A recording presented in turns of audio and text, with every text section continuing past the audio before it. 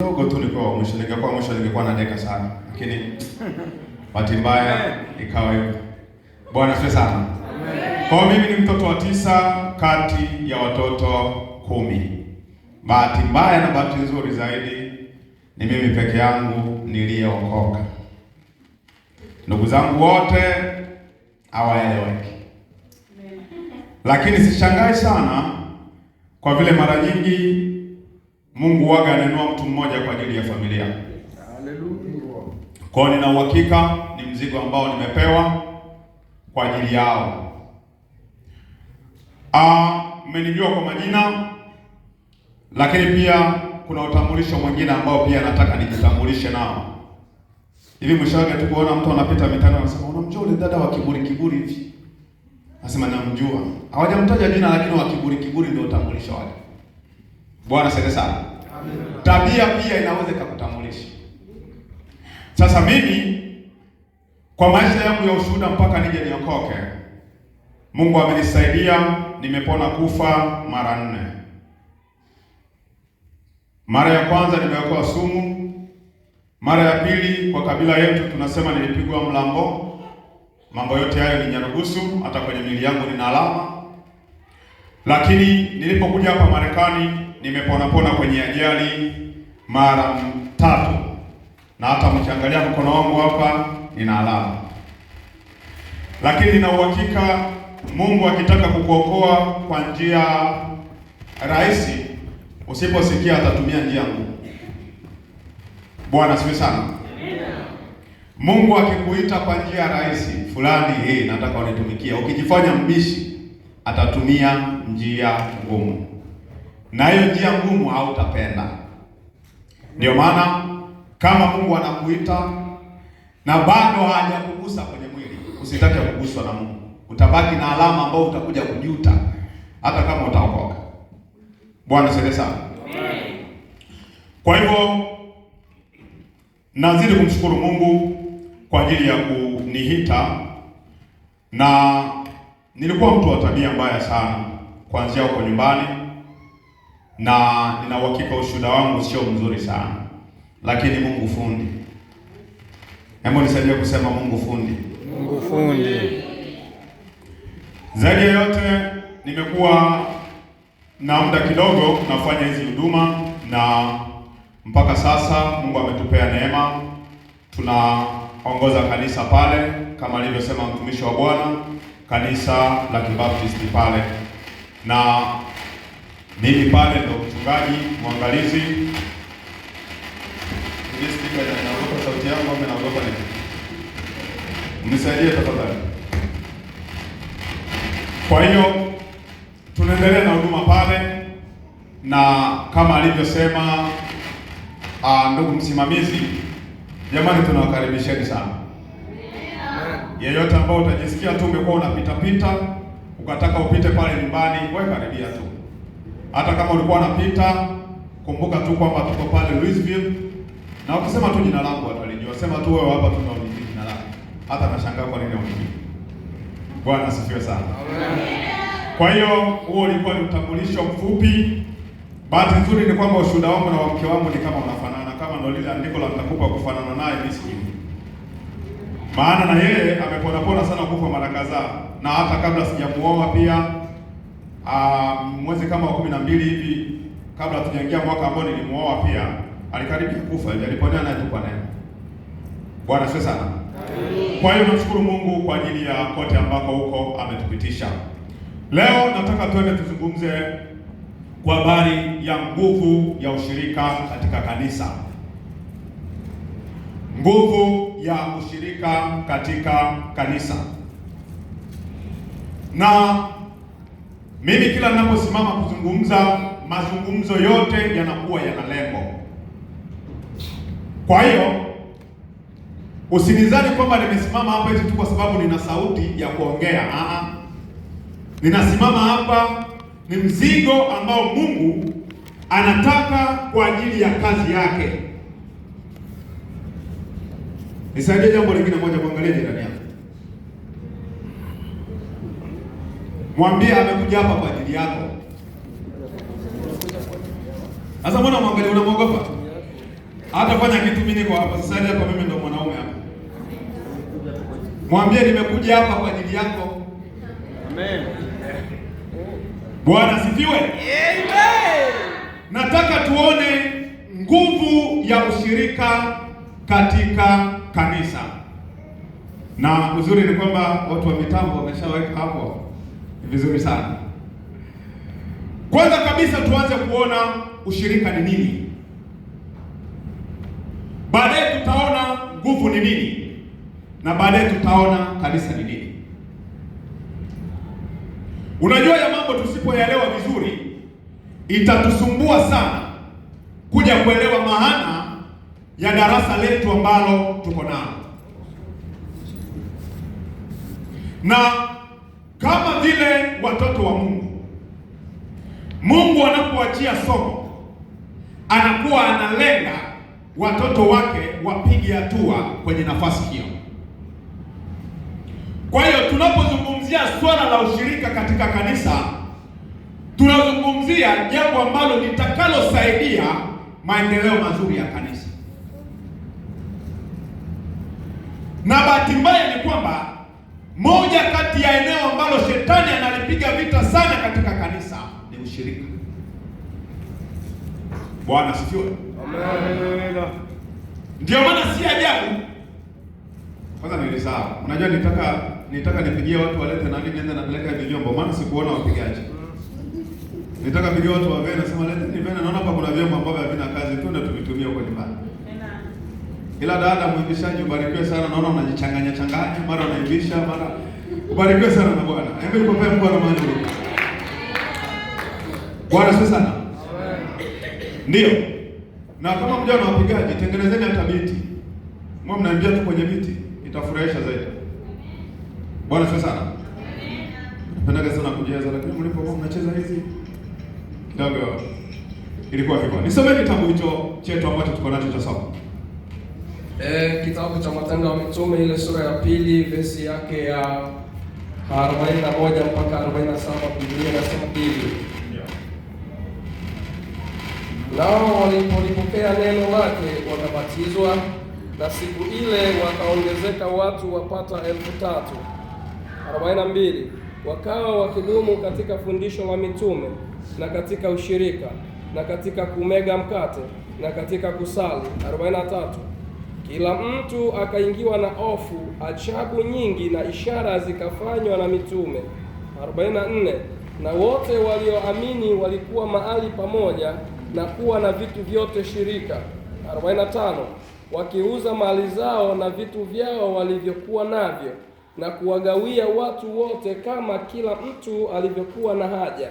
46 Na siku zote kwa moyo mmoja walidumu ndani ya hekalu, wakimega mkate nyumba kwa nyumba na kushiriki chakula chao kwa furaha na kwa moyo mweupe.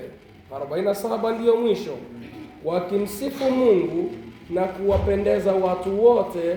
Bwana akazidisha kanisa kila siku kwa wale waliokuwa wakiokolewa. Amen. Bwana asifiwe. Amina. Na mimi nataka kupigia makofi tena unanikimbia. Mwengeshaje? Nataka kupigia makofi, mbona sana unanikimbia? Shida yako ni gani? Mwalimu wa watoto pia. Una mambo zingi sana. Safari gani? Natamani utaelewa kama haya shida. Nakuja kuonesha baadaye. Ushirika ni nini? Na zipo aina ngapi za ushirika? Zipo aina 3 za ushirika. Kuna ushirika baina ya mtu na Mungu. Kuna ushirika baina ya mtu na shetani, na kuna ushirika baina ya mtu na mtu ama mtu na watu. Ushirika baina ya mtu na Mungu ni nini? Ni kitendo cha mtu kukubali kuongozwa sawasawa na ile kanuni na sheria ambayo Mungu ameweka. Yaani hauwezi ukasema kwamba unashirikiana na Mungu na wewe sio mtekelezaji wa maagizo ya Mungu. Bwana sasa. Amen. Ile andiko la somo tulisahau kwanza. Niende kwenye Yohana. Yohana 13:8. Tunasoma Yohana sura yake ya 13 na verse ya 8.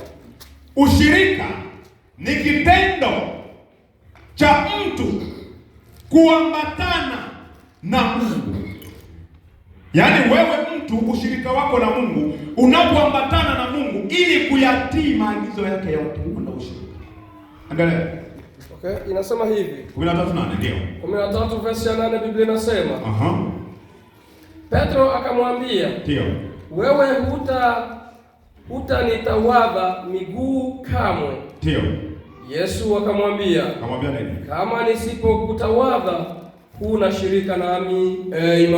Bwana asifiwe sana. Amen. Jambo ambalo nataka nikwambie hapa ni kwamba ushirika wetu sisi na Mungu sio tu wa maneno, bali ni utekelezaji wetu wa maneno ya Mungu ambayo anatuelekeza kila siku. Ndio maana kama wewe ni mtu ambaye utaki kulishika na kuliishi neno la Mungu, hata kama unajiita majina makubwa. Unajua kuna majina ambayo yanakuogopesha, mtu anasimama sasa naitwa Bishop Reverend mpaka unaanza kuogopa. Lakini hata kama ujiite mataito makubwa kiasi gani, wakati au shiriki ama hunitii ama haukubaliani na neno la Mungu au unashirika na Mungu, ikafika kipindi Yesu anataka kuacha, anawaaga wanafunzi wake, amewamaliza wengine wote. Hapo ndio anasema huyo yuaja kwa Petro. Alipofika kwa Petro akasema, Petro, ni saa yangu sasa ya kukuosha miguu. Petro akasema, Bwana, hautaniosha mimi miguu. Ni kama na wewe unapolisikia neno la Mungu utaki kuliishi, utaki kulishika, utaki kulitii. Wewe ni kama Petro unasema, Bwana, hautaniosha mimi miguu.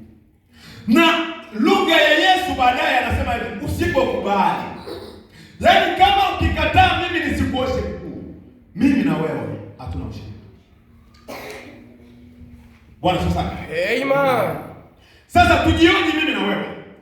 Ushirika wetu wa sisi na Mungu upo kwenye utii wetu kwa neno la Mungu. Je, unalitii neno la Mungu? Bwana sana. Kwa hiyo lazima tufahamu ushirika wa sisi na Mungu ama kule kuambatana kwetu sisi na Mungu sio tu kwa maneno. Hapana. Ni kwa vitendo vya utekelezaji wa maagizo ya Mungu ambayo ni Biblia. Tuko hapa kanisani, watumishi wa Bwana wanaagiza mambo, eti unakataa kutii, bali unashirika na Mungu. Hakuna kitu kama hicho. Kama hawa makoni wamesimama hapa ni kwa niaba ya ufalme wa Mungu. Usipotii huyu unamdharau Mungu moja kwa moja. Uwezo ukawa na ushirika na Mungu ukakosa kuwa na ushirika na mtu anayekuongoza. Bwana asifiwe sana. Amen. Kwa hiyo lazima ieleweke ya kwamba kama vile watoto wa Mungu tunaotamani kuwa na ushirika na Mungu, lazima tuwe tayari kulishika neno la Mungu. Uliza mwenzako, je, unao ushirika na Mungu? Ushirika na Mungu. Bwana asifiwe sana. Amen. Lakini jambo la pili ni ushirika wa watu na shetani. Huu ndio mwingi sana. Yaani mtu ameamua kukubaliana na yote anayoagiza shetani.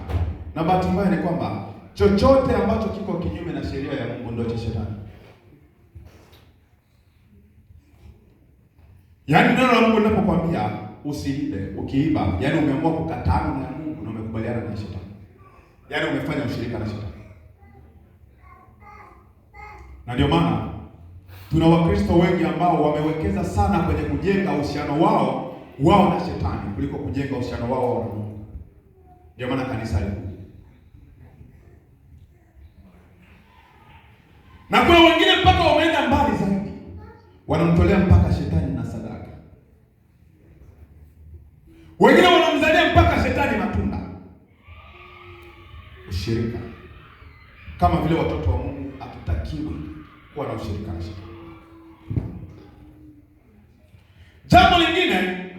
ni ushirika baina ya mtu na mtu. Jirani yako unayemwona kwa kuweza kazi ya Mungu lazima ushirikiane naye, kwa sababu kanisa linalolizungumza mimi sio hili jengo, ni wewe unayemwona. Bwana sasa. Amen. Tunapozungumzia nguvu ya ushirika katika kanisa, hatuzungumzii jengo, maana kanisa sio jengo. Kanisa ni jumuiya ama jamii ya watu waaminio, akiwemo jirani yako. Kwa tunapozungumzia swala la ushirika na kuzungumzia wewe na mtu uliye naye. Sasa kama tuone mkoa kama mteja. Bwana sana. Amen. Na fulani sipendaje hata kumuona. Anajiona sana. Na tunakuja hapa, bahati nzuri zaidi watu si waigizaji wazuri sana. Amsemaje na mtu mkijipanga hapa, utafikiri mnaambatana kabisa, kumbe hakuna kitu. Mpaka pastor akisikia taarifa kwamba kuna watu wasemeshani, mpaka anashangaa, anasema kwa kisi walikuwa wanafanya kazi pale kwa leo watu. Ama unanidanganya? Ndio hivyo. Sababu tuna waigizaji wazuri sana. Hata kina mama nao unakuta nao pia wapende nao tuzungumze. Sikiwa na mwana nikiwa lake. Bwana sana. Amen. Hatutaweza kulijenga kanisa la Mungu kama hatutaambatana sisi kwa sisi kwanza. Kwa hiyo unao mtihani kwenye maisha yako ya kuambatana na jirani yako, ya kuambatana na Mkristo mwenzako. Ebrania 13:16. Mtihani mkubwa tulionao kwa kujenga nguvu ya kanisa ni sisi kuambatana. Mpaka mtu wangu anasinzia. Kwa nini kukosa kuambatana? Mtu anaongea yeye anasinzia. Twende baba. 12 mwalimu 13. 13:16. 13:16 Biblia inasema hivi. Ndio. 13 verse yake ya 16 Biblia inasema. Lakini msisahau kutenda mema. Na kushirikiana, maana sadaka kama hizi ndizo zimpendezazo Mungu. Amen. Bwana sasa. Msisahau kutenda mema na kushirikiana. Yaani, jambo ambalo nataka muelewe ni kwamba uwezi ukamtendea mema mtu ambaye una ushirika naye. Kitendo cha kuona wenzetu wanaumia, wanaumizwa na tunawaona ni alama mojawapo kwamba sisi ni kanisa lisilokuwa na ushirika. Na moja kati ya jambo ambalo Mungu anataka katika watoto wake ni ushirika. Bwana sasa. Amen. Jitahidi sana kuambatana na ndugu unayefanya naye huduma. Hakuna huduma tutakayoweza bila ushirika. Kila watu, kila idara kanisani waone maana ya wenzao. Tushirikiane kwenye jambo likija, tuone kwamba ni wajibu wetu sote kulichangia pamoja ili kulifikisha mwisho. Bwana sana. Amen. Kwa jitahidi na una mtihani wa kushirikiana na jirani yako. Ninaposema ushirika sasa, sio na ushirika wa umbea, maana kuna watu wengine ushirika wao wameona na kujela akikisha yao ndani. Hapo hivyo ndio mnapigiana simu, mnakaa kwenye simu kwa sababu ya umbea na mnaleta ushirika. Huo sio ushirika. Huo ni uharibifu. Bwana sana. Maana kwa kweli kuna watu wengine ni kweli unaona wanatembea pamoja, unafikiri kwamba kuna ajenda nzuri. Kumbe jambo lao linalo ni bovu sana la kuharibu mpaka kazi ya Mungu. Pastor nyewe mnamuonaje? Huruma. Haeleweki sana. Bwana sana. Amen. Ushirika wote wa hivyo ni uharibifu kwenye kazi ya Mungu. Na Mungu hautaki. Na kama uko hapa mtu wa aina hiyo, acha mara moja. Bwana sana. Amen. Nataka sasa ni kuonesha mambo ambayo yatakayotusababisha tuwe na ushirika pamoja. Kwani kuna mtu hapa hajui nini maana ya kanisa? Si wote mnajua. Ngoja tuendelee mbele. Unajua kwenye kila kitu lazima yawepo mambo ambayo yatakayotuunganisha na ndio haya ambayo nataka sasa nikueleze. Hautakuwa na ushirika na huyo jirani yako kama hakuna sababu inayowaunganisha. Ndio maana mimi wewe nashangaa kidogo, unakuta mtu ameokoka, Yesu ni Bwana, ananena mpaka kwa lugha, lakini rafiki zake ambao wako nao ushirika ni wapagani. Najiuliza swali moja, hao watu kinachowaambatanisha ni nini? Kwa sababu mpaka mimi nirafikiane na wewe, lazima liwepo jambo ambalo litatuleta sisi kwa pamoja. Na kama wewe ni mpagani, mimi nimeokoka, ushirika wetu utabarani, yaani utatokea wapi zaidi? Bwana asante sana. Amen. Kwa maana tuna watu ambao ni wavuguvugu, yaani huko kwa Mungu anapiga kidogo, anatuimbia kwaya, na huko pia upaganini na kwenye pia anaonja kidogo. Sasa Mungu apendake mtu wa hivyo. Bwana asante sana. Amen. Ukiamua kuokoka, okoka. Ukiamua kuwa dhambini, kuwa tu dhambini. Ukija kuguswa kama mimi, ndio utajua hapa. Ndio utajua kwamba maisha yalikuwa yanaishi sio mazuri. Bwana asante sana. Alafu nikushauri jambo moja. Usitake kungoja Mungu akuguse. Maana kuna wengine walipoguswa ndio walikufia hapo. Bwana asante sana. Neema za watu kama vile akina Daudi ni chache sana kwa watu. Kama mchungaji bado hapa angali na ubiri anatoka mpaka jasho, jamani mwache dhambi, jamani mwokoke, fanya hatua. Usingoje mzee mwenyewe akuguse, akikugusa wewe ndio utakufa mazima. Kwa hiyo mambo ambayo yatakayotusaidia tuwe na ushirika wenye nguvu. Moja, kuwa na imani moja. Kitabu chetu cha somo kinasema kwamba jamii ya watu wote walioamini, yaani kuna kitu imani ambayo inatokana na kulisikia neno la Kristo kilichowaunganisha. Bwana sasa. Amen. Kwa lugha nyepesi, hakuna ushirika tunaoweza kuwa nayo kama hatuna imani moja. Bwana sasa. Amen. Mshakutaga Waislamu na Wakristo eti mnaweza mnakutana pamoja. Kwa nini? Hakuna upatanisho. Mkikutana unajua ni mjadala. Yaani tunajaribu tushindane nani anajua nini. Lakini kusema eti kama tushiriki pamoja haiwezekani kwa sababu hatuna imani moja. Kwa hiyo kama jamii yote ya watu waaminio walikuja kuwa pamoja ni kwa sababu waliunganishwa na imani moja. Sisi kama vile Wakristo tuna imani ya kwamba Yesu Kristo alitufia. Alafu bahati mbaya zaidi kuna mwingine yuko huko bado hata aamini katika Mungu ya msalaba. Huyo mtu atatufanya nini? Hatutakuwa na ushirika hata siku moja. Aamini kwamba Yesu anaweza kubadilisha kabisa maisha yake, lakini bado tuko nayo kuna. Sasa kama tuamini kitu kimoja, tunashirikiana pamoja. Bwana sasa. Amen. Hata Biblia inasema kwa wewe kuwa na ushirika na Mungu lazima uamini yeye yupo. Yaani kama tu ushirika wako wewe na Mungu, lazima kuwepo na imani ambayo itakayokuunganisha. Hata pia ushirika wa mimi na wewe lazima kuwepo na imani itakayotuunganisha. Bahati mbaya zaidi tuna Wakristo ambao tunaweza tukawa tuna kusanyiko moja lakini tuna imani tofauti, ndio maana kuna ushirika unaoendelea. Amen. Huyu anatokeza hiki, huyu anatokeza hiki.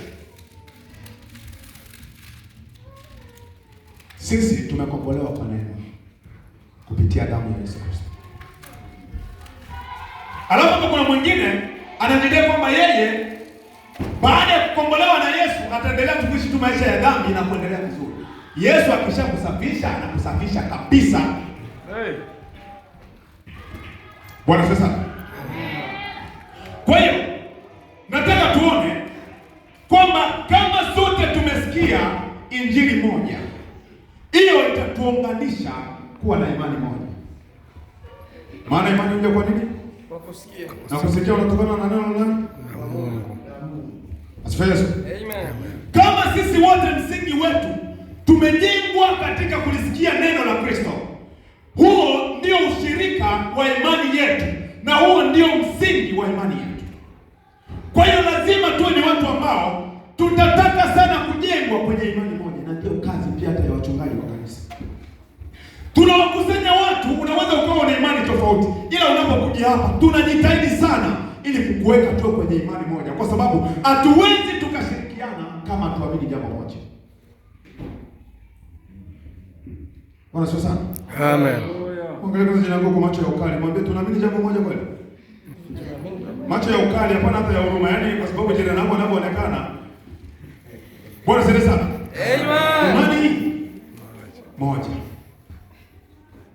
Jambo la pili, kama vile kanisa lazima tuwe na fundisho moja. Twende tena kwenye kitabu cha somo. Matendo ya Mitume 2. Nafika mwalimu. Twende. Nirudie yote. Soma tu taratibu baba. Ile yake 41 Biblia inasema hivi. Ndio. Nao walipokea neno lake wakabatizwa. Ndio. Na siku ile wakaongezeka watu wapata 3,000. Sawa, shuka kidogo. 42. Aha. Wakawa wakidumu katika fundisho la mitume. Bwana sasa. Amen. Hao watu tumewaona wamesikiliza neno la Kristo, wameokoka watu wangapi? 3,000. Na hao watu 3,000 walipookoka hawakuanza tu kwenda, wadumu katika fundisho la mitume. Amen.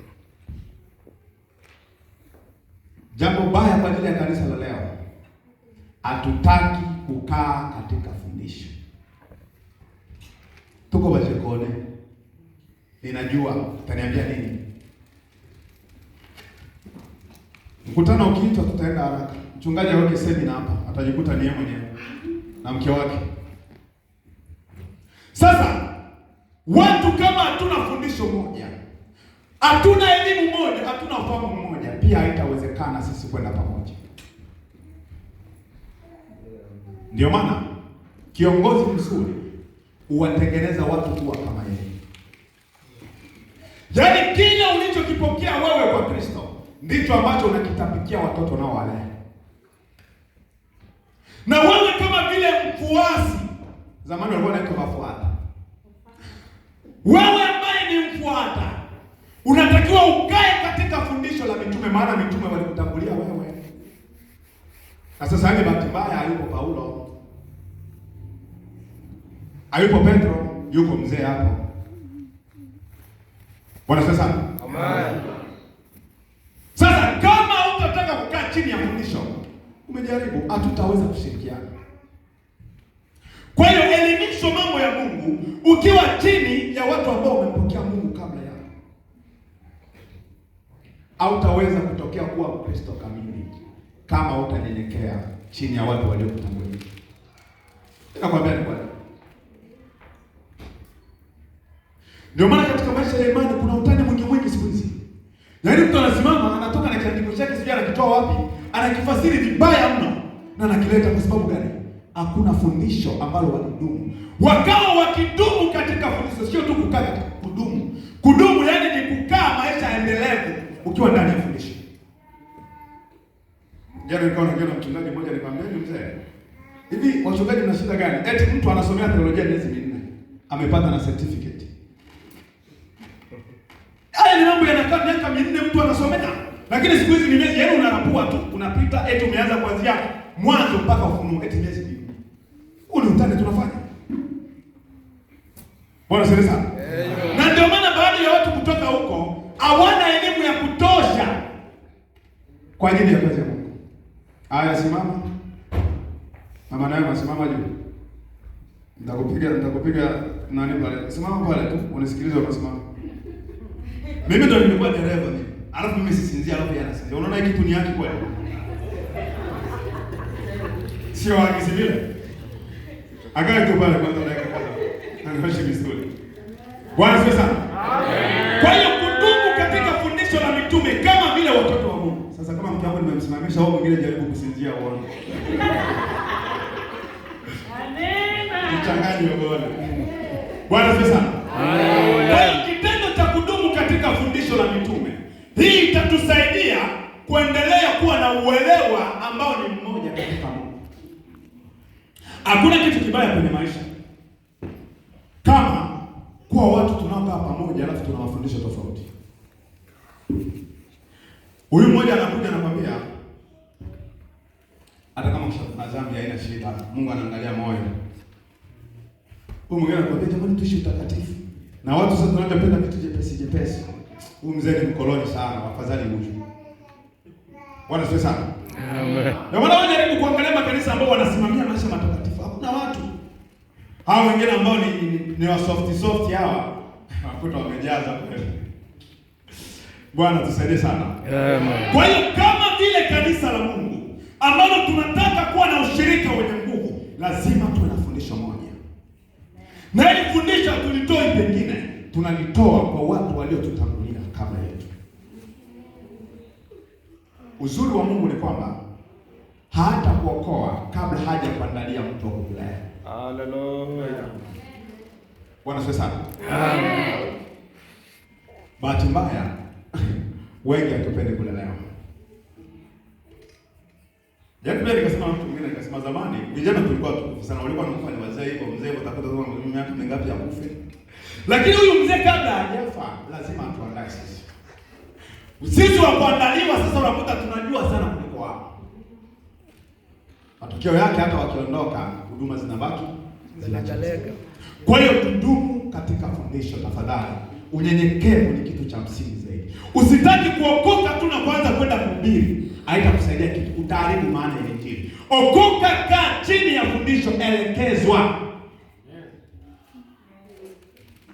Fundishwa, fundishika. Baada ya kufundishika, jaribu kuwa mnyenyekevu na ukae katika hayo ambayo Mungu anayaagiza kupitia watumishi wake. Bwana asifiwe sana. Amen.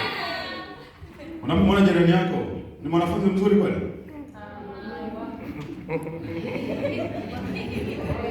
Unaweza katalana.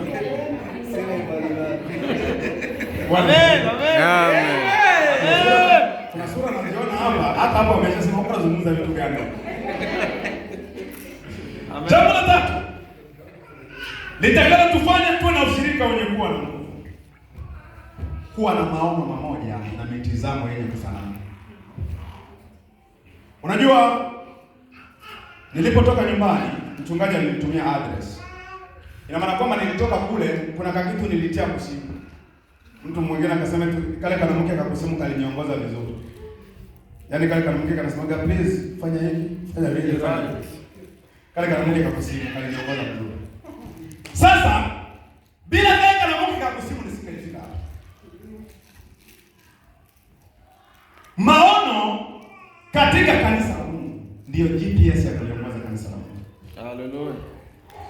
Tunajikuta tuko kwenye tatizo kwa sababu gani? Kanisa hatuna maono yenye kufanana. Na mtengenezaji mzuri wa maono ni kuhani wa maana.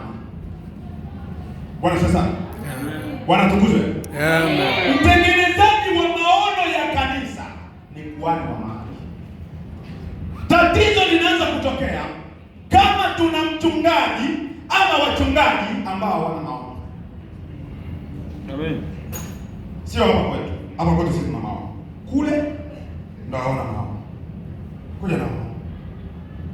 Kwa hiyo kama tutakuwa viongozi ambao hatuna maono katika huduma ambazo tunafanya, hao watu wa Mungu tutawapoteza, maana watakuwa wajua wapo wanapoelekea.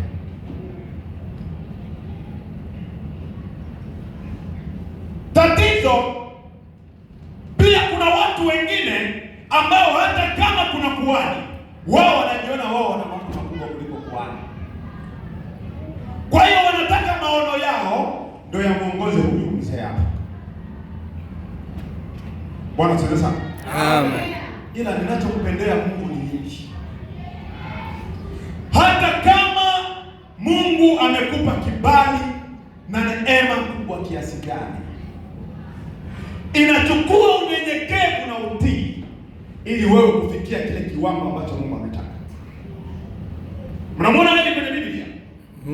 Eli. Ndio. Mnamwona Samueli kwenye Biblia? Ndio. Nani alifanya kazi kubwa?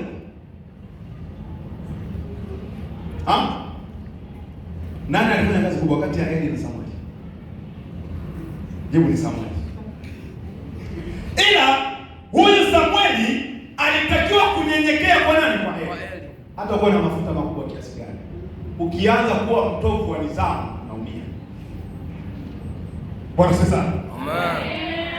Ndio maana Mungu kabla haja kuinua atakupitisha kwenye viwango fulani, atakupima kwenye kila ngazi, anakupima kwenye unyenyekevu, anakupima kwenye jaribu. Ukivuka hapo ndio sasa anakuamini, anakupa sasa kijiti.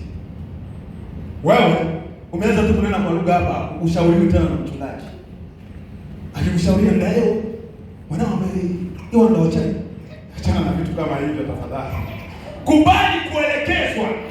Hata kama umepewa kibali cha kiasi gani, unatakiwa kuwa mnyenyekevu ili kufungua hizo baraka zako. Tafadhali, hata kama una maono, ingiza maono ndani ya maono ili kutimiza maono. Namaanisha nini? Ninaweza mimi nikawa ndio mchungaji, nikawa niko na maono kwa ajili ya kazi ya Mungu, na wewe Mungu akaweka kitu ndani yako.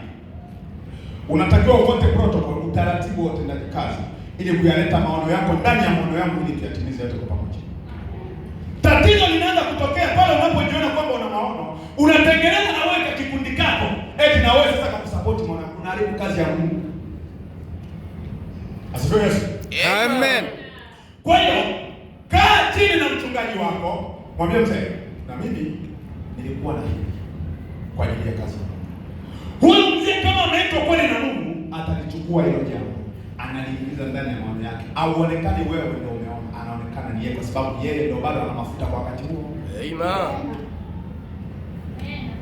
Soma Biblia yako vizuri. Mungu waga alio watu wawili kwa wakati mmoja. Kwa sababu hili ni taratibu. Kwa maana wale jamani mjaribu kujinua huko mbinguni, mlijua nini ambacho kilichotokea. Hawezi akaweka mafahari wawili kwa pamoja. Kama ni mwenzako ndio bado ana sauti ya kuimbisha kwa usimwonee wivu. Ashira wewe usikila nusu.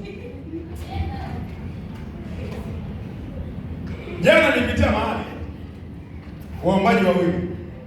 Mmoja akakimbia chumba cha maombi yetu kwa sababu anafanyaga akiona mwenzake aheshimia maono yake anayo.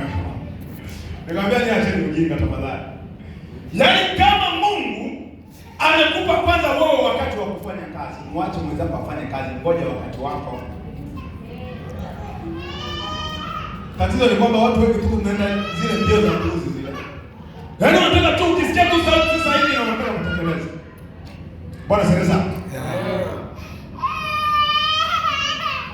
Msaidie kulia tafadhali.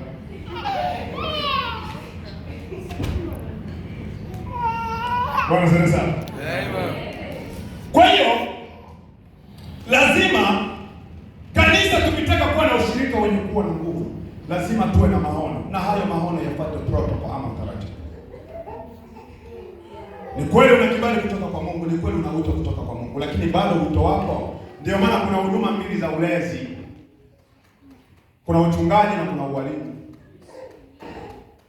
Bwana sasa. Amen. Uwe mtume, uwe nabii, utalelewa na mchungaji. Ndio maana Mungu wachungaji wote mara nyingi anawapa vipawa na karama zote, ili wao na uwezo wa kuwalea wengine wote.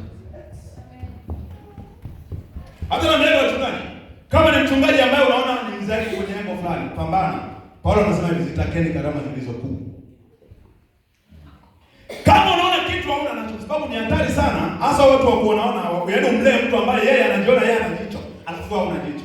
Bila mchungaji mtu anaona, takiwa na msiso limo maana hii ni nani? Asifiwe. Amen.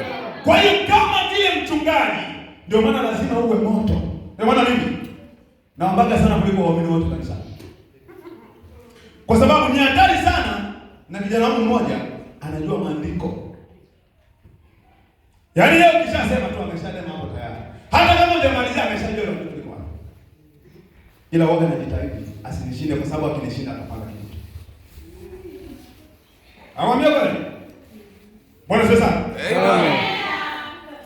Ndio maana kama vile kiongozi lazima uwe mbele kwa kila kitu. Amen. Nilipoongea na mchungaji hapa asubuhi ananiambia kwamba nimeshakuwa kanisani sasa hivi mapema. Jana wakati pia nazungumza naye ananiambia niko kwenye maombi, alikuwa hapa jana. Ila wewe mwingine hakuwa hapa. Wewe muone tu jirani yako, ona sura yake mwingine. Uone kama alikuwa hapa jana. Sura yake tu yenyewe imeshazungumza kwamba alikuwa hapa jana. Lakini ninapenda sana hata kama wengine wote wakikosa, mchungaji wewe mtu wa mfano. Asifiwe. Amen. Hiyo ndio itawachorea wengine mstari wa kufuata mtu. Wewe mchungaji akisaka wamona haima na ale niseke sadaka. Toa nisaka sadaka wewe chulo mpaka leo. Bwana asifiwe sana. Amen. Bwana asifiwe sana. Amen. Ndio maana mchungaji, hata kama una dhala moja jifanye tu unakuja hapa unatimba. Ila ukikaa hapo chini, tobole lesi kia janani. Tasanja afu ya watu kama tutose kisakino. Kuna watu wasikibembe hapa. Ndio. Poleni sana, mnisamehe kwa jina la Yesu. Amen. Amen. Bwana asifiwe sana. Amen. Yaani sasa kuna watu ambao wasipomuona mchungaji akifanya jambo fulani, wanachukua uzoefu wake kama vile njia ya kutaka kudharau. Si mlimuona kisi mchungaji alikuwa pale.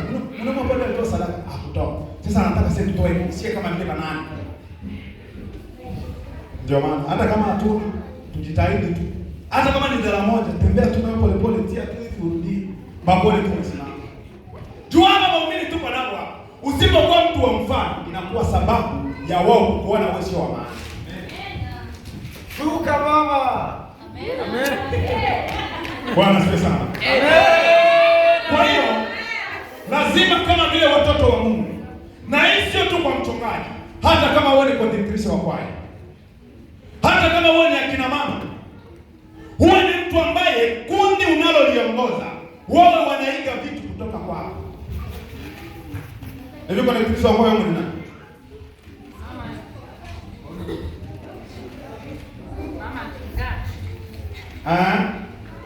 Tumpige makofi tafadhali. Bwana sasa. Ndio ukiongoza watu, wewe repetition ndio kuchelewa. Napata shida. Lazima uwe ni mtu wa mfano katika kila kitu utakachokuwa unakifanya. Nimesema pia tuwe na mitazamo ya kufanana. Tuna watu makanisani ambao tuna mitazamo tofauti. Lakini pia lazima tuelewe mtizamo sahihi kwa ajili ya watu wa Mungu ni neno la Mungu.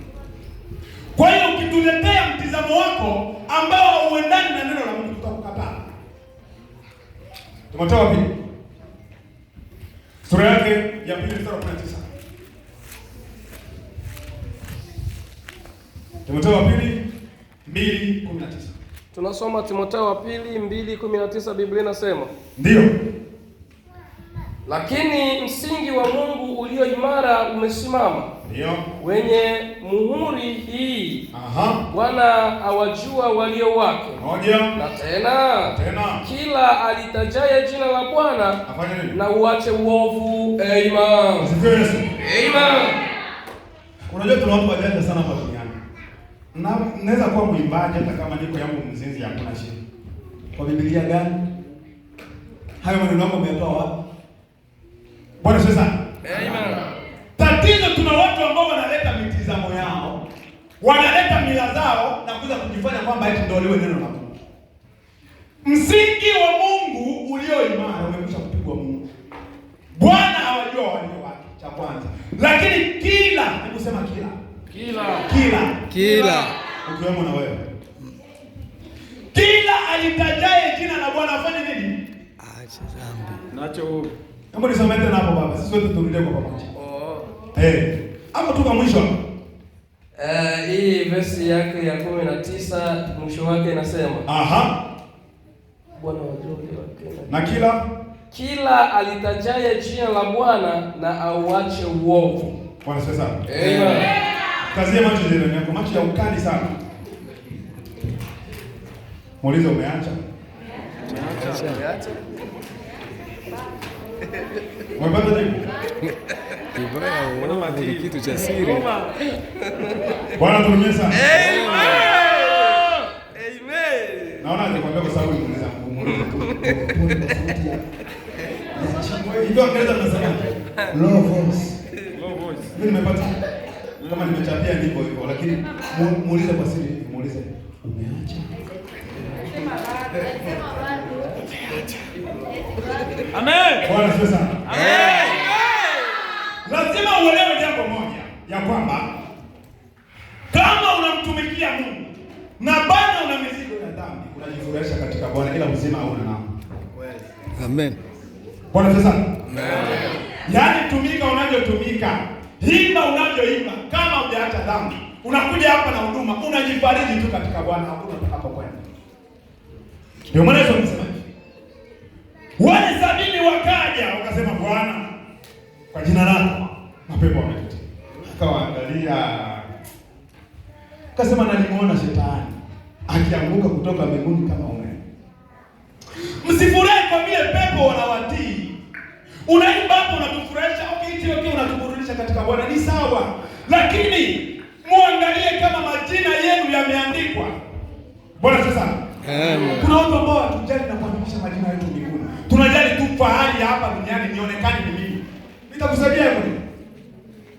Bwana sasa. Amen. Ni kitu cha huzuni sana eti kuwa na waumini 100 kanisani, alafu ni waumini tu wa kanisa zima. Tuko chini ya hasara. Na ndio maana jirani yako amesema hajaacha. Bwana sasa. Amen. Jirani yako amesema hajaacha. Si wewe ndio kisu na umenipa ripoti? Kama sasa kumbembeleza mwambie jirani. Jirani ndio basi kuacha. Umbembeleza kwa kikombe. Jirani. Nitaidi uache. Bwana sasa. Kama vile watoto wa Mungu. Tusifurahie huduma tunazozifanya. Tusifurahie vipawa hata shetani anavyo. Ndio. Hata shetani anavyo. Tufurahie kwa vile majina yetu yatakuwa yameandikwa. Amen. Ufunuo anasema kwamba na vitabu vikafunuliwa na kitabu kingine kikafunuliwa. Kwa hiyo kama jina lako halitapatikana kwenye hicho kitabu, basi ameshamalizia basi. Mimi sitasema tena. Amen. Bwana sasa. Amen. Hebu tujitahidi majina yetu yaweze kuandikwa. Haleluya. Fahari ya wachungaji ni kuona watoto ambao tunalea wanaishi sawa sawa na mapenzi ya Mungu, na mwisho wa siku tunarithi uzima sisi wote kwa pamoja. Amen. Sidhani kwamba kuna mchungaji yote ambaye atafurahisha kwa sababu mwisho wa siku ni kwamba huyu mzee msimuone anakaa hapo. Mmoja wao atapotea kula migogo. Bwana sasa. Amen. Ndio maana mchungaji akikushauri haina maana kwamba amekuchukia. Sasa wewe anataka hiyo ni ya kisasa. Anataka nini kwa hiyo mimi? Ni kama wewe mzazi ambaye upendi mtoto wako aharibike hapa Marekani. Ndivyo huyu pia kama vile mzazi wa kiroho anaweza kutaka wewe aharibike. Tatizo tunaenda ya Wakristo wakishauriwa, mchungaji anajiingizia vita. Ndama kanisa. Mungu atusaidie sana. Amen. Kwa hiyo pointi ya 3 kitakachotufanya tuwe na ushirika, kuwa na maono, lakini pia na mitazamo yenye kuwa pamoja. Tuelewe ya kwamba hapa madhabahuni sio mahali pa kuchezea. Huduma zote ambazo tunazifanya za kiroho, yeyote ambaye unafanya huduma yoyote kanisani, lazima uwe ni mtu mtakatifu, lazima uwe ni mtu wa mfano. Yaani sisi tutakao kusikia tuwe na kitu cha kujifunza kutoka kwako. Bwana sasa. Amen. Uliza mwenzako unaimba lakini tunajifunza nini kutoka kwako? Bwana sasa. Amen. Unajua yaani sio tu burudani kuimba hapa. Tunataka tuimbe baadaye tutoe darasa katika kila ambacho umekiimba. Pointi ya 4. Heshima kati yetu. Tukitaka kuwa na ushirika wenye kuwa na nguvu, heshima kati yetu. Lakini pia heshima katika ngazi za utendaji kazi wa nafasi ambazo Mungu ametupea. Amen. Hivi unajua kuna watu kanisani waga waheshimu nafasi za wengine. Yaani anajiona kama yeye, mfano yeye ndio conductress. Yaani anaona zingine idara zote hazina maana. Yeye ndio anachukua sijui idara ya vijana. Anaona wengine wote kama hawana maana. Lakini maandiko yanasema hivi, kila mtu na aenende kama ulivyo mwito wake. Yaani kile ambacho Mungu amekupea ndio nafasi ambayo alikutaka kusimama. Nilikuwa nafundisha kwenye mfungo wa siku 10 ambao tulikuwa nao kwamba ifahamu thamani ya nafasi yako. Hakuna mtu ambaye unaishi leo ambao ni kwa bahati mbaya. Sema tu unajisahau, ni kwa lengo fulani. Na hakuna mtu ambaye Mungu amleta hapa duniani ambaye hana nafasi anayotakiwa kukaa. Ni wewe tu unajisahau.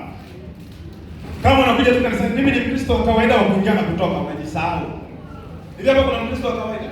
Wakristo wa kawaida mikono juu. Yule wa kuingia na kutoka. Mimi sipagi na huduma yote kanisani. Mimi ni wangu wa kawaida. Tupandishe mikono juu wa kawaida tafadhali. Hawapo? Mzee kubwa na watu wanafanya kazi hapa. Ama wanatudanganya? Hapa ni wafanya kazi. Mikono juu kuna wale Kristo wanasemaga inanielewa leo nyingi la niola. Mimi ni wangu wa kuingia na kutoka. Hakuna kitu kama hicho. Kama Mungu amekutia hapo kwenye huduma, anajua una mchango kwenye huduma. Sasa kitakachotakiwa hapa ni heshima kati yetu. Heshimu uongozi uliopo. Heshimu idara zingine zote. Heshimu nafasi ambazo mtu mwingine alipewa na Mungu. Kwa sababu huduma, karama, kipawa, kipaji ambacho huyo mtu yuko nacho, akujipa yeye, alimpa Mungu. Ukikidharau hicho umekidharau Mungu. Bwana sasa. Amen. Narudia hivi kusema hivi. Ukidharau kipawa ambacho mtu yeyote yuko nacho ndani, au udharau yeye, unamdharau Mungu aliyeweka hicho kipawa ndani. Sasa jichanganye udharau. Kwa maana Eli akaambia watoto wake kwamba kama mtu akimkosea mtu mwenzake itakuwa afadhali, lakini mtu akikosana na Mungu, nani atamtetea? Kwa hiyo wewe unadharau kitu ambacho Mungu alitia ndani ya ndugu pale. Eti unajiona wewe una akili sana. Ni kiburi ya uzima. Mimi ndo nakuwa na sauti nzuri. Hata hapo nilipoimba wimbo wangu wa rap, kuna mtu anasema hii sauti ile ile ikiimba ile. Bwana msante sana. Amen. Ile sauti, ile sauti yake, ile tu sauti ya kuimba ile vile. Bwana msante sana. Amen. Soma Petro kwanza 2:17. Tunakaribia kumaliza. Petro wa kwanza 2. Waraka wa kwanza wa Petro sura ya 2 verse ngapi mwalimu wangu? 17. Waraka wa kwanza wa Petro sura ya 2 verse yake ya 17 inasema hivi. Ndio. Wapenzi. Wapenzi. Na wasii kama wapitaji na wasafiri. Aha. Siepukeni tamaa za mwili. Ndio. Zipinganazo na roho. Sura 12. Nimesema 17. 2:17. Oh, samahani, 2:17. Hata hapo wengine pia unajua kwa kaandiko kalikuwa na mlengo la. Kwa hiyo 17 inasema hivi. Waheshimuni watu wote. Ishito. Waheshimuni watu wangapi? Watu wote. Watu wangapi? Wote. Kama jina langu akusema huyo ndio ambaye atuheshimu. Tuheshimu watu wangapi? Wote. Amen. Ila wanaume tuna roho ngumu. Sijasikia sauti ya wanaume.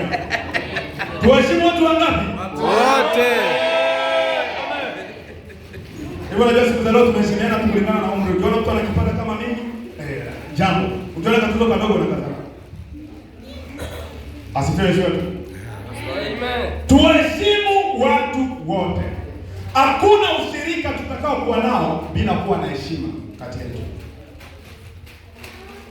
Kama uliona mitume waliendelea, waliheshimu protocol ya utendaji kazi wa Mungu. Bwana sasa. Amen. Heshimu uongozi ulionao. Heshimu akina mama wako kama wewe ni mchungaji. Heshimu waimbaji kama wewe ni mchungaji. Heshimu waombaji kama wewe ni mchungaji. Huduma itaenda vizuri. Ila ukianza kuingiza kadharau katika kazi ya Mungu, umeua kazi ya Mungu. Bwana sasa. Kiburi cha uzima, yaani unajiona wewe ndio wewe. Yaani hujafanya wewe, alijakuwa mzuri. Waheshimu watu wangapi? Watu wote. Kwa hiyo lazima tujenge heshima, waone wengine ni wa thamani. Wape wengine thamani yao, yaani thamani zao ambazo wanazistahili. Usijione tu kwamba wewe ndio alfa na omega. Wewe sio alfa na omega. Uliwakuta watu na utaacha watu. Bwana sasa. Kuna mtu mmoja anasemaga kwamba hata kama una cheo, hicho cheo ulikikuta na ukakiacha. Mimi leo hii siwezi nikawadharau watu kwa sababu mimi ni mchungaji. Tena mchungaji kijana. Bwana sasa. Amen. Sasa nianze sasa tu kuwatambia watu kukichwa. Kuna siku uchungaji nitauacha na nitafanya vitu zingine. Sasa wale niliowadharau wakati mimi niko kwenye nafasi na wenyewe nitajuta. Ndio maana unapopata nguvu, watendee watu yaliyo mema ili ujiepushe na visasi vya baadaye. Hata kama ni president wako,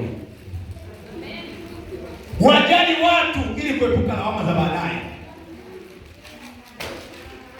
Watu wengi kama mnaonaga wanakufanya hawakufa kwa sababu ya makosa yao. Kwani maandiko yanasemaje?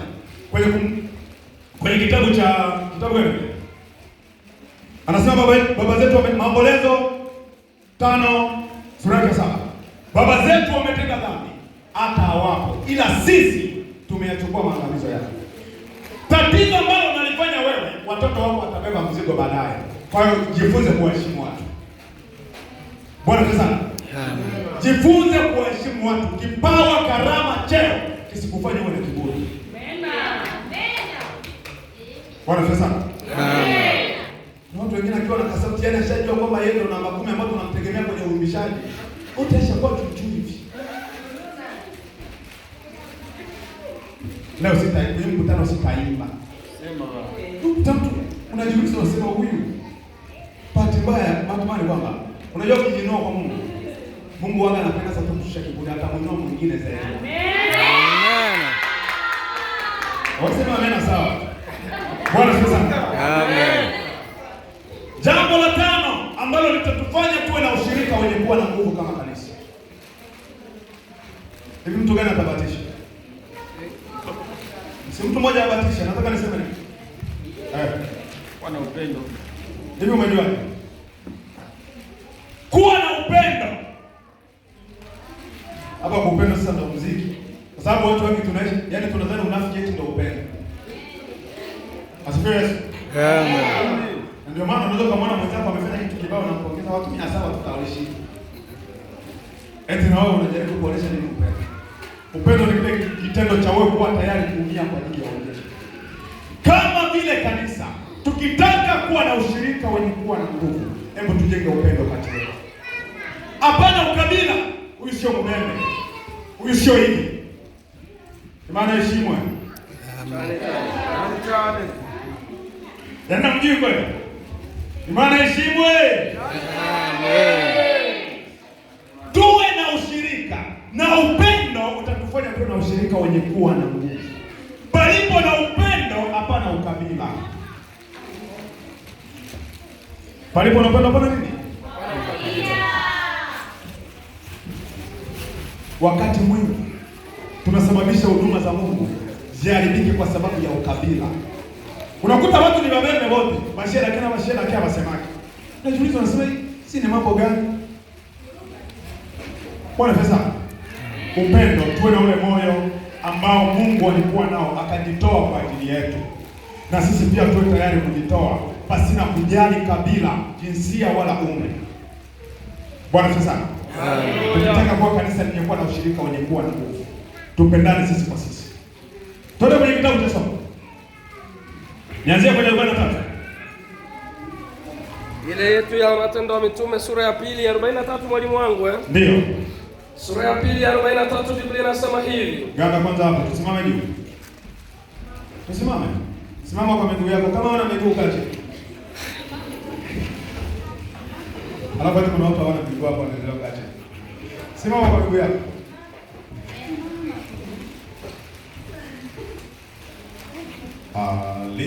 Haleluya, haleluya, haleluya, haleluya,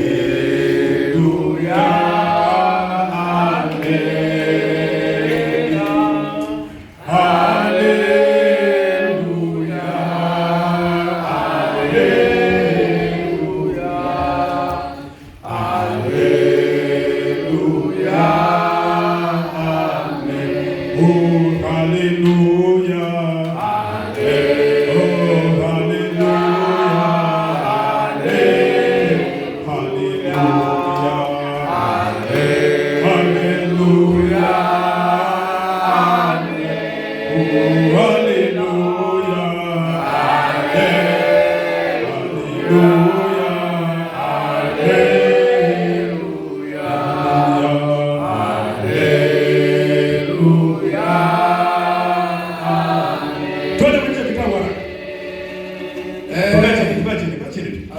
tunasema hivi. Ndio. Kila mtu akaingiwa na hofu. Ajabu nyingi na ishara zikafanywa na mitume. Uko wapi? Matendo ya Mitume sura ya 2 verse 43. Twende. Kila mtu akaingiwa na hofu. Kila mtu akaingiwa na hofu. Ajabu nyingi na ishara zikafanywa na mitume. Ndio. 44. Aha. Na wote waaminio, na wote walioamini walikuwa mahali pamoja na kuwa na vitu vyote shirika. Bwana sasa. Amen. Upendo utatufanya kuwa pamoja, na sio tu pamoja kwa umoja, na sio tu kwa umoja pamoja na ushirika. Bwana sasa. Amen. Kuna watu tuko nao pamoja kwa maana ya eneo moja, lakini sio kwa umoja.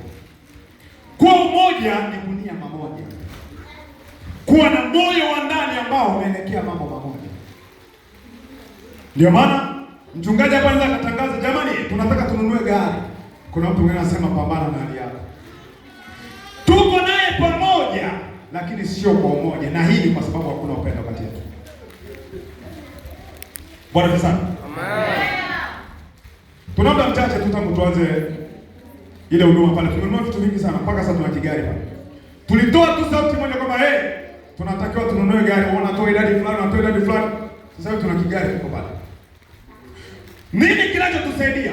Upendo wa kazi ya Mungu, upendo wa watumishi wa Mungu na umoja na ushirikiano. Usitaka tu kumtumikia Mungu kwa maneno, mtumikie Mungu kwa vitendo. Ndio maana hata Mungu angesema ninawapenda wanadamu bila kumtoa Yesu, tungemwona Mungu mnafiki. Upendo bila kutoa ni mnafiki. Upendo bila kujitoa ni mnafiki. Nampenda mchungaji, alafu mchungaji analala njaa nyumbani. Nilikuwa mahali fulani na watu wanaenda kwa mchungaji na vitu wanabeba unga. Haya, mara mwisho nilipeleka unga nini? Maana kisa anavyoniangalia. Hakuna siku. Huruma. Bwana sasa sana. Mungu atuhurumie. Funyote sura zinatia huruma, yani inaonyesha homo hata ile wazo hajawahi kuwa nalo. Bwana sasa sana. Amen. Ndugu zangu, upendo lazima uingie kwenye gharama. Nao watu kuwatia nguvu lazima tuoneshe viashirio. Kama wao wanakesha kwa ajili yenu, kwa nini ninyi nao pia msijitoe kwa ajili yao? Bwana sana. Kwanza kupeleka mai kwa mchungaji. Mnadhaya. Unaona vile. Bwana sasa. Amen. Hawa zetu wajali hawa. Sema watale na maboko. Alafu shetani alivyo mkorofi anatufanyika tuwe na roho fulani ngumu hivi. Yaani unafikiri kwamba unachokiamini wewe ndio haki, kumbe ndio unakosea. Maandiko yanasema watu wote walikuwa wanakusanya vitu pamoja. Bwana sasa wakaanza kugawiana. Huo ndio upendo wa kanisa la kwanza. Kwa tukitaka kuwa kanisa, mfano ama kopi yetu ni kanisa la Matendo ya Mitume. Unasikia mpaka mchungaji hapa ametangaza kwa uzuri eti tangu tumekutana Jumapili ni wiki nzima. Yaani mnakutana tu mara moja kwa siku kweli? Mara moja. Eti baba mchungaji mara moja. Hao waumini hao mjitahidi sana mwa mnakutana hata katikati ya wiki tupatane. Mjitahidi mwana vipindi vya kukaa pamoja muda mrefu. Hii itazidi kuwafanya kuwa pamoja zaidi. Kwani kanisa walikuwaje? Walikuwa mahali pamoja, wakawa na vitu vyote shirika. Kule kukaa pamoja muda mrefu kunajenga muwe na ule uhusiano uliokuwa na nguvu zaidi. Bwana sasa. Amen. Wengine nikose kukaa hapo kwa TikTok hivi. Pointi ya mwisho na tumalize. Tumaini moja. Tumaini ngapi? Moja. Tumaini ngapi? Moja. Eti hapa kuna watu wengine wanaamini kwamba wakifa hakuna cha hukumu, hakuna cha nini. Wako hapa hivi. Taole haya ndio kichimbe sana nafsi. Bwana asifiwe sana. Amen. Lakini ambao tumempokea Yesu Kristo, tunaamini ya kwamba kuna maisha baada ya maisha. Bwana asifiwe sana. Kwa hiyo kama sote tunatumaini ama tunatarajia kufufuliwa baada ya maisha. Tulikumwa? Yego. Okay. Kama sisi tunaamini kwamba kuna maisha baada ya maisha, wao wanaamini kama vile wanasayansi wanavyoamini kwamba mtu akifa anaendaga anageuka kwa kidudu kingine huko, hatutaweza kuwa na ushirika. Tunaamini sisi baada ya maisha haya kuna maisha. Na eneo mbili tu. Aidha uzima wa milele ama mauti ya milele. Kwa hiyo kama vile kanisa lazima tuwe na tumaini moja. Efeso 4. Lazima tuwe na tumaini moja kwamba baada ya maisha haya kuna maisha mengine. Hili litatufanya tuwe na nini? Na ushirika mmoja. Kwa sababu tutaelekezana kulingana na tumaini letu. Yaani nikikwambia uache dhambi kwa sababu ya moto utanielewa. Ila kama uamini moto, achana na hivyo vitu, acha kututisha sisi maisha. Twende bwana. Efeso 4. Efeso 4:4. Aha. Efeso sura ya 4 na verse ya 4, Biblia inasema hivi. Nasemaje? Mwili mmoja. Mwili mmoja Na roho moja. Aha. Kama na mlivyoitwa katika tumaini moja la wito wenu. Amen. Bwana sasa. Tumeona tuko na imani moja tangu mwanzoni. Kumbuka naweza kuambia kwamba mpaka sisi tushirikiane lazima tuwe na imani ngapi? Tumaini letu sisi ni moja. Sasa ninakushangaa uko hapa, alafu maisha yako yanajichanganya. Tukitaka kuwa na ushirika wenye kuwa na nguvu, lazima tusimamie kwenye tumaini moja. Muulize mwenzako kwa sauti ya upole, unatumaini gani baada ya maisha haya? Unatumaini gani baada ya maisha haya? Mwenzangu amesema. Waingereza wanasema expectation, sijui. Expectation. Mkanicheka hapa mkasema yule ambaye alitoka Kentucky alikuwa Kiingereza chake kilikuwa kieleweki. Una matarajio gani baada ya maisha haya? Una matarajio gani baada ya huduma? Haya ni maswali ya msingi sana. Baada ya maisha haya kuna maisha. Kwa hiyo usiishi maisha kujichanganya. Hapana. Ndio maana Paulo kimesema neno moja. Kwamba mimi Paulo nimevipiga vita. Sawa? Imani nimeilinda. Mwendo nimemaliza. Na hapa mimi kuna neno moja ambalo ninangoja. Bwana pesa. Amen. Uzima. Alafu uko hapa tu unajichanganya hata ujui mambo ya uzima. Ila ukweli ni kwamba ukikataa ukweli unakuwa tunajisumbua wewe mwenyewe. Ukatae ukubali ukweli utafika tu wakati itafika. Ni kama mtu ukiwa unajichanganya hakuna kufa. Ukikufa tu utajua kufa. Mimi sitakufaga na mwili wa tu. Hakuna kitu kama hicho. Kiburi tu cha uzima hicho, lakini ujue kufa ni kwetu sisi wote. Na baada ya kufa kuna maisha. Unatumaini gani baada ya maisha haya? Nimalize kwa kusema hivi. Nafasi ambayo Mungu alikupa kwa ajili ya kazi ya Mungu. Shirikiana kwa nafasi zingine kwa ajili ya kujenga ufalme. Kanisa ni eneo ambalo lipo kwa ajili ya kusimamia ufalme wa Mungu. Sio kwa ajili ya maslahi ya mtu. Bwana asifiwe sana. Amen. Huduma, kipawa, karama ambayo Mungu ametia ndani mwako ipo kwa ajili ya kuinua huduma. Na hautaanza kuinua huduma ya mahali kabla, yaani hutaanza kuinua huduma ya nje kama hujaanza kuinua huduma ya mahali. Hao wazee wanahitaji kushikwa mkono. Na hawatashikwa mkono na watu wa nje mpaka watoto wa ndani waanze kuwashika mkono. Amen. Una mchango gani kwenye huduma ya mahali? Unawaza nini kwa ajili ya kufanya huduma ya mahali iendelee? Unashiriki kitu gani ili kufanya huduma iendelee? Efeso anasema kwamba naye alifanya mmoja kuwa mitume, wengine kuwa manabii, wengine wainjilisti, wachungaji na walimu, kwa kusudi la kuwakamilisha watakatifu, hata kazi ya huduma itendeke na hata mwili wa Kristo ujenge. Ushirika wetu uwe kwa ajili ya kujenga mwili wa Kristo, usiwe kwa ajili ya kuvuruga mwili wa Kristo. Ufalme wa Mungu unahitaji ushirika. Kama yeye Mungu Baba, Mungu Mwana na Roho Mtakatifu walivyoshirika, ndivyo pia walivyotaka huduma zetu tushirikiane kwa ajili ya kujenga ufalme. Usijichukulie laana kwa kuwa sababu ya kazi ya Mungu kuharibika. Shiriki kwenye maono ya mtu ambaye Mungu amesimamisha kabla yako. Hii huduma imeanza hapa. Kwanza ni hata ni wengi hata kuliko sisi. Ninyi ni wengi sana kuliko sisi. Kama ninyi ni wengi kuliko sisi, kila mtu fikiria akisimama kwa nafasi yake. Nani mweza kwa macho ya huruma? Weka macho ya huruma kama vile umefiwa jana. Bwana mwangaliane, mwangalie mwenzako. Sitaendelea mpaka mwangalia. Bwana pesa. Mwambie tafadhali shiriki kwenye kazi ya Mungu. Tafadhali shiriki kwenye kazi ya Mungu. Tafadhali shiriki kwenye maono ya mahali. Tafadhali shiriki kwenye maono ya mahali. Tafadhali mshike mchungaji mkono. Tafadhali mshike mchungaji mkono.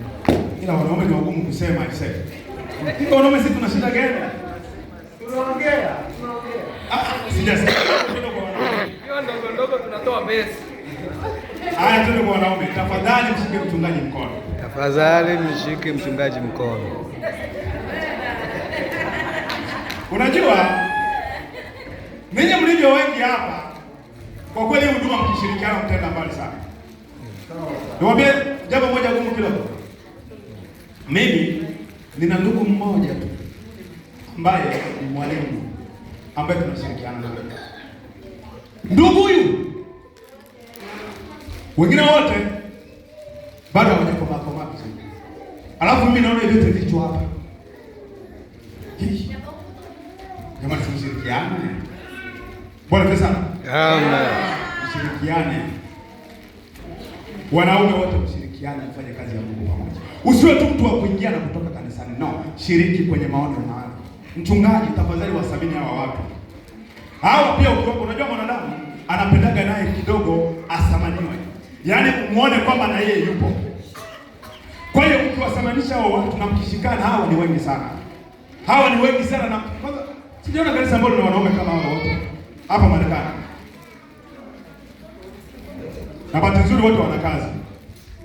Bwana sasa. Wanawake mpo? Tupo. Wanawake mpo? Pia wamama. Kama huyu mzee pia ataendelea mbele ni kama ninyi pia. Alafu mmekaa vizuri kwa wanaume huko. Ili mchungaji wewe ndo unapanga hivi ama ni Roho Mtakatifu ndio ameamua?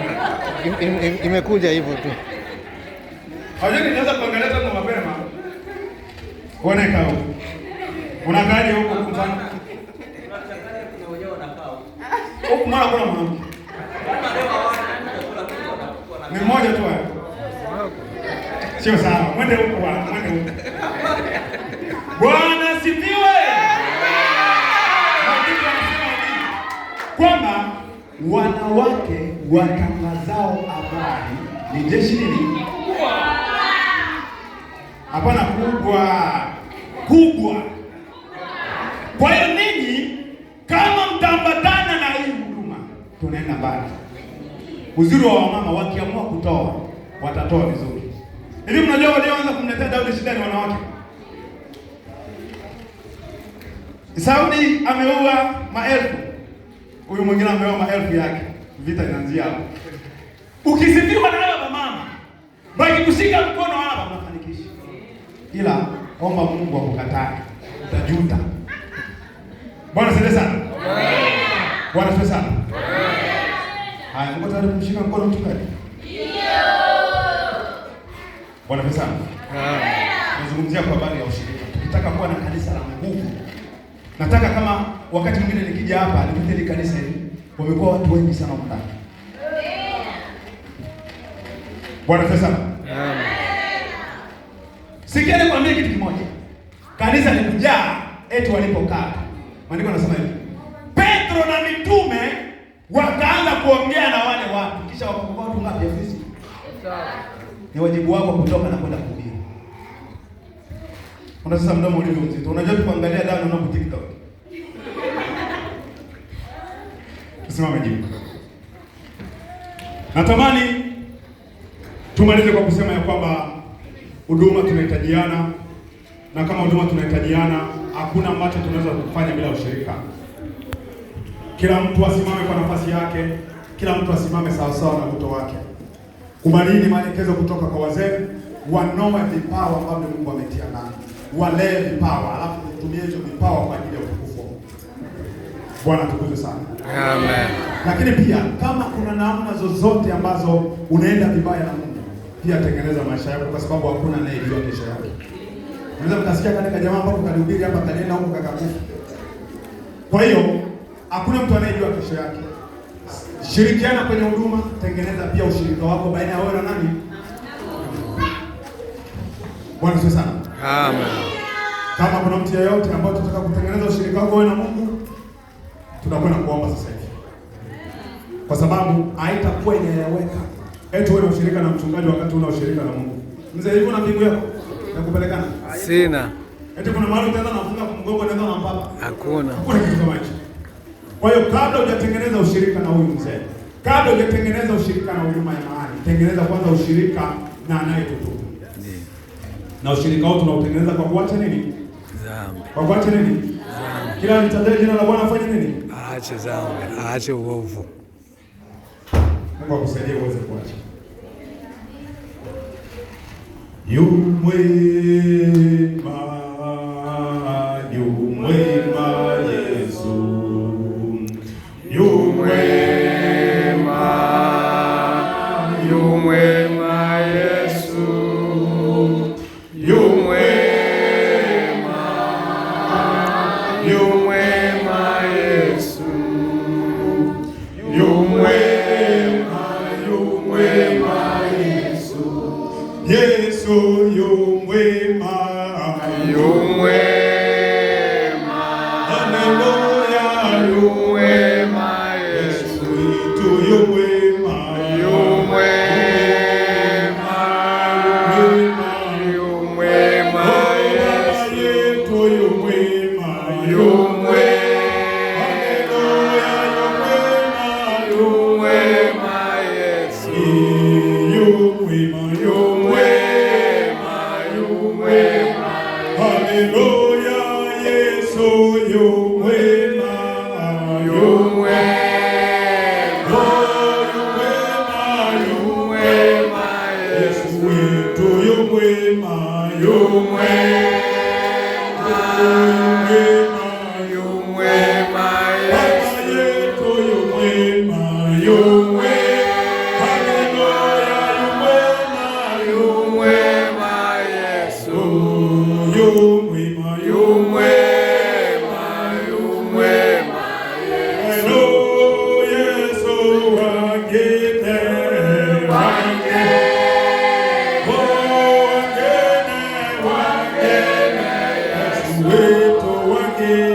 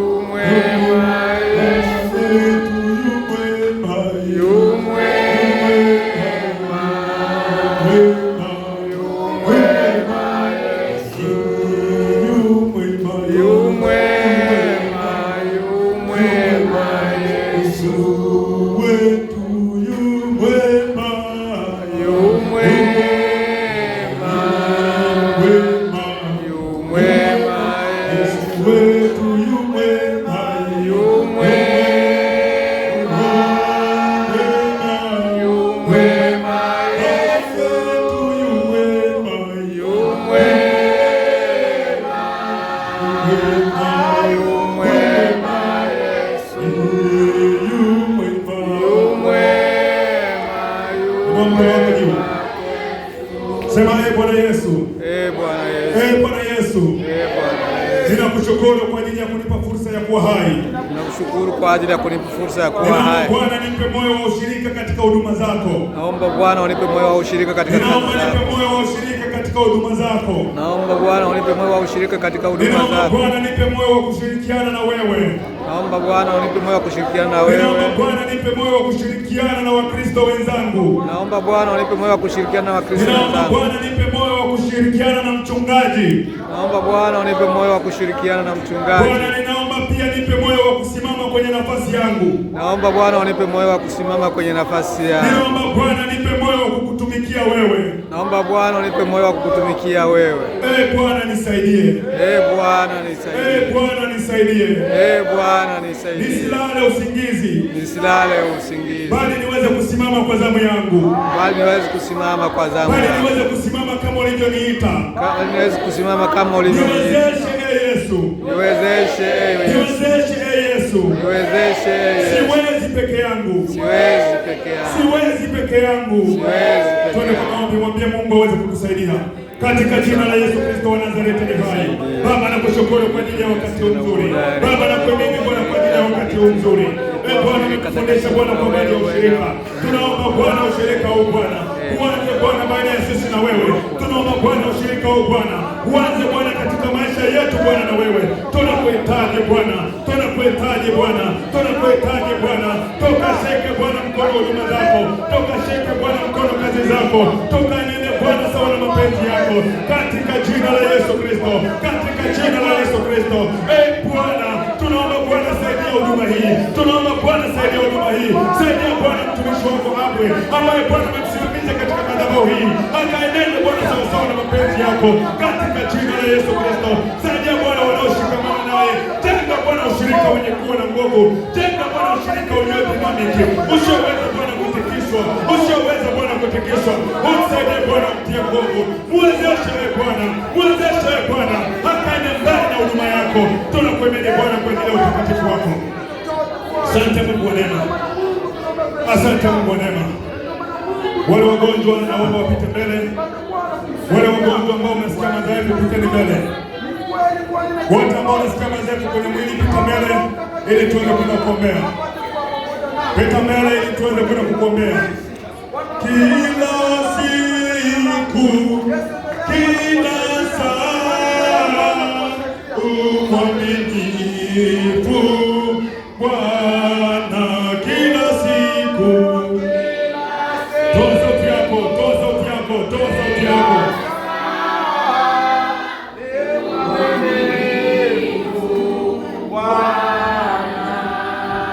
Baba kila siku, kila saa, umwaminifu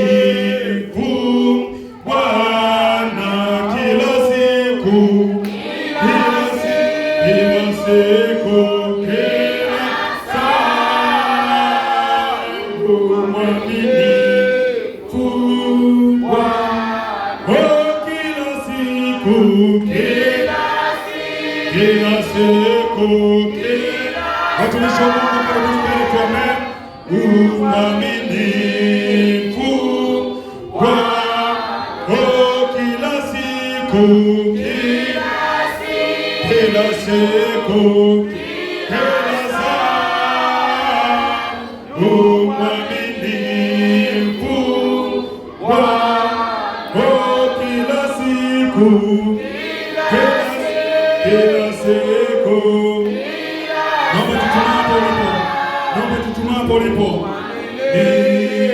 Nifungwa kila siku, kila siku, kila saa.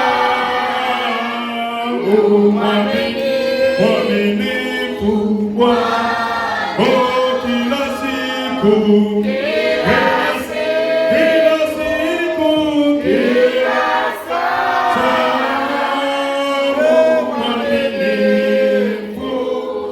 wako kila siku, watumishi wa kanisa hili mpita mbele, tusaidiane kwenye maombi. Uaminifu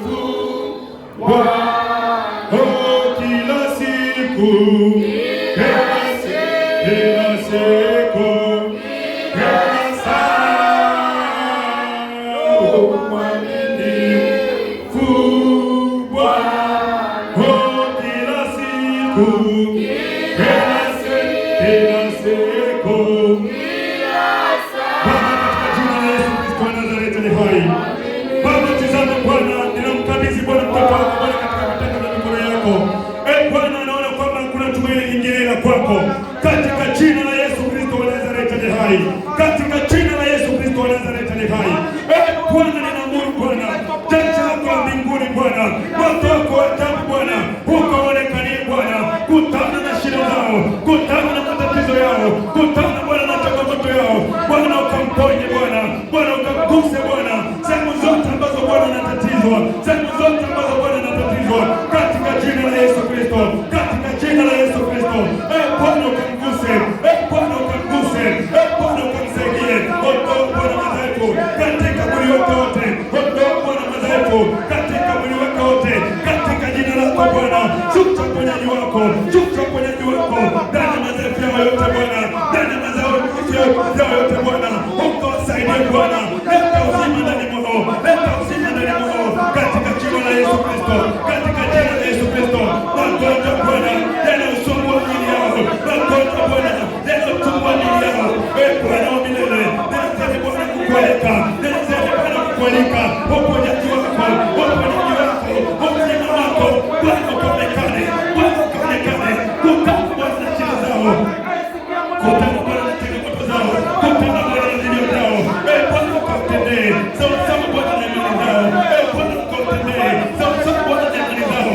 Ninakualika Bwana, ninakualika Bwana, ukawasaidie Bwana, ukawawezeshe Bwana, Bwana yako ya ajabu Bwana, ekawaguse, ekawaguse, ekawaguse, kutana Bwana na shida zao, kutana Bwana na changamoto zao. Bwana, nataka uzima, nataka uzima, nataka afya njema katika miili yao, nataka afya njema katika maisha yao. Bwana, nataka ufungulifu katika maisha yao. Wasaidie Bwana, wawezeshe Bwana, ufungue Bwana kutoka katika vifungo mbalimbali.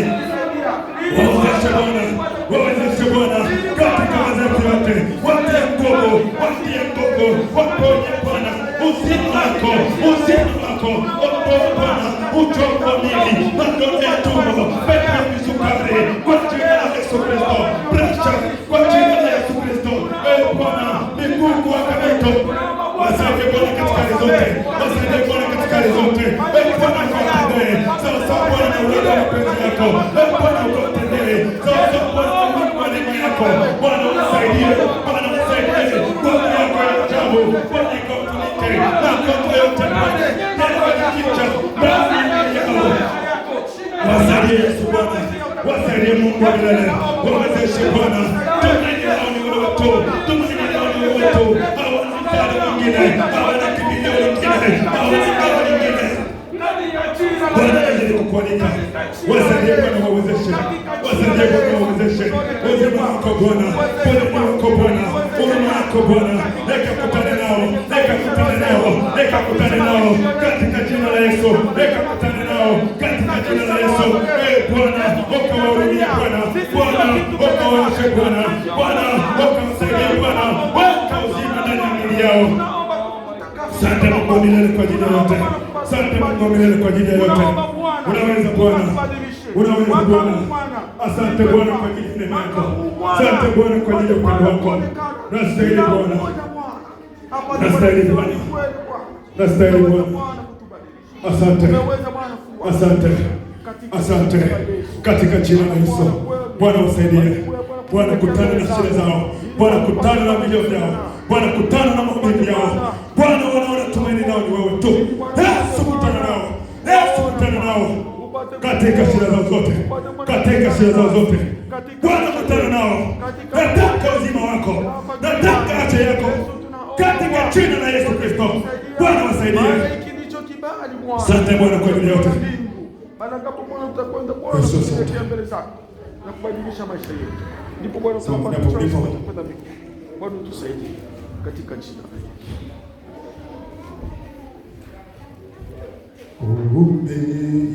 Umeinuliwa umeinuliwa, umeinuliwa juu. Unaweza mkarudi.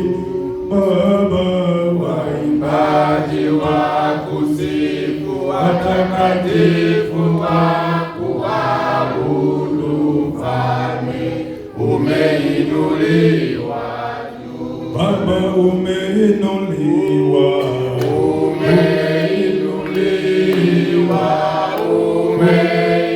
Kama kuna mtu ambaye angetamani kutengeneza maisha yake, umekuwa kwa maeneo moja muda mrefu, pia nakuomba upite mbele ili tukaweze kwenda kufanya restoration.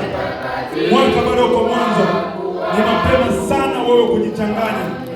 Umeinuliwa Baba, umeinuliwa, bado ni mwanzo wa mwaka.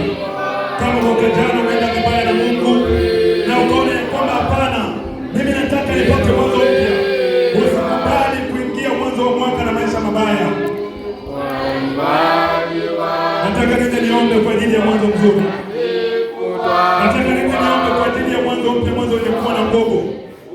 Kama umekuwa na maisha ya kuanguka kila wakati na unataka Mungu atembee na wewe, jitahidi sana ufanye mabadiliko, upige hatua mpya. Kama Mungu anataka kufanya ushirika na wewe, hatafanya ushirika na wewe kama bado una maisha mabaya. Unatakiwa kufanya hatua ya maisha yako ya kiroho. Watakatifu wa kuabudu, Mfalme umeinuliwa juu. Weka mkono wako kifuani. Baba, ninakushukuru kwa ajili ya wakati mzuri. Bwana, ninakuhimidi kwa ajili ya yote. Ninakushukuru kwa ajili ya uaminifu wako. Bwana, watoto wako hawa ninawakabidhi Bwana mikononi mwako. Wote ambao Bwana wamekuwa na maisha ya kusimama na wewe na kurudi nyuma. Bwana, ninatamka mwanzo mpya kwa ajili ya maisha yao ya imani. Ninatamka nguvu mpya kwa ajili ya maisha yao ya imani. Bwana, wote ambao kwa namna moja ama nyingine wanakuwa Bwana wakirudi nyuma, wanatamani Bwana kuyaishi mapenzi yako, lakini kuna nguvu inawarudisha nyuma, katika jina la Yesu Kristo wa Nazareti. Nataka mwanzo mpya, nataka mwanzo wenye kuwa na nguvu, nataka mwanzo wenye kuwa na ushindi, nataka mwanzo wenye kuwa na ushirika na wewe. Ambatana nao Bwana, wakashirikiane katika huduma hii, wakashikamane katika hali ya utakatifu, kama ulivyosema katika maandiko yako matakatifu ya kwamba kila alitajaye jina lako na aache uovu. Bwana, kanisa hili Bwana, natamani watoto wako waishi utakatifu kama ulivyosema ya kwamba utalitengeneza kanisa takatifu lisilo na mawaa wala kunyanzi. Mungu wa milele, kutana na watoto wako pia Bwana, wape moyo wa kushirikiana na mtumishi wako Abwe Bwana, wakashikamane kwa ajili ya kazi yako. Wawezeshe Bwana, tunasimama kinyume na nguvu zote za giza zinazoweza kuwarudisha katika jina la Yesu Kristo wa Nazareti. Wape Bwana moyo wa utendaji kazi kama moyo waliokuwa nao watu ambao walikuwa nao mtumishi wako Nehemia. Maandiko yanasema ya kwamba mkono mmoja ulishika silaha na mkono mwingine ukajenga ukuta. Bwana wa milele, watoto wako hao Bwana, wape moyo wa kushirikiana na mtumishi wako ili Bwana kujenga upande wako katika mji huu wa Arkansas. Wawezeshe Bwana katika hali zote, makosa yote na dhambi ambayo Bwana umekutenda uwarehemu. Ninakushukuru Mungu kwa sababu ya uaminifu wako, na utazidi Bwana kutembea nao. Neno hili Bwana likabaki kwao, likawasaidie na kuwaongoza. Nasi Bwana uzidi Bwana kutujalia. Ni kwa mamlaka ya jina la Yesu Kristo ninaomba na kuamini. Amen. Mungu awabariki nyote. Amen.